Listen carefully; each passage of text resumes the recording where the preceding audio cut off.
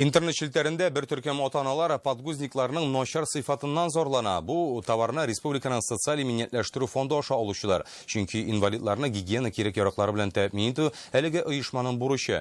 Бүген теләгән отаналар өчен Алабуга икътисади зонасындагы шушы товарны җитештерүче заводка экскурсияда оештырдылар. Монда килгәннән соң сораулары калды микән? Отаналарга хәбәрчебез Илшат Аюпов та кушылды.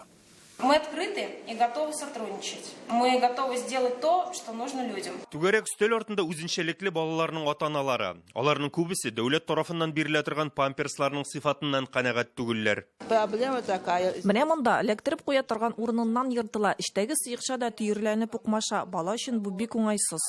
Заводка сәяхәт нәкъ менә шул аңлашылмаучанлыкны хәл итү максатыннан оештырыла. Сегодняшнее организованное мероприятие было... Аны бер төркем активистлар гүзәре буенча оештырдык. Заводның эшчәнлеген, товар сыйфатын үз күзләре белән күрә алалар. Драйлок компаниясе дөньяга билгеле җитештерүче. Россиядә 2 чит илләрдә 9 заводы эшли. Алабугада 70 төр гигиена продукциясе чыгарыла. Анда бүген 300дән артык кеше хезмәт куя.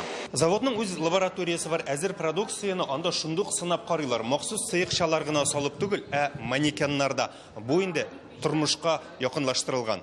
Вот мы подгузник уже одели. Манекенны бала йоклагандагы кебек әйләндереп торабыз. Сыеклык агып чыкса күренә. Брак табылса, конвейер туктатып төзекләндерелә. Вот я вижу, видите, они протекают. Менә шундый усул белән дә тикшерәләр. Нәтиҗәсе күз алдында. Үз күзем белән күрергә, нинди монда производство. Мин канагать, 2 кызым бар, берсе инвалид, берсенә 1 ел булмады әле. Памперсы, видите, они как бы для здоровых детей. Бу памперслар сәламәт балалар өчен. Безнекеләр кайсы артык хәрәкәтчән, кайсы ятып кына тора. Шуңа башка төрлерәкләре кирәк. Аралашу барышында тәкъдимнәр күп булды. Завод аларны кабул итәргә әзер. Иминиятләштерү фондыннан подгузникларның санын арттыруны сорыйлар. Әлегә алар көнгә өчәү генә бирелә. Бу сораулар шушы көннәрдә федераль министрлыклар һәм Россия Думасы депутатлары катнашында узачак, чарада күтәреләчәк.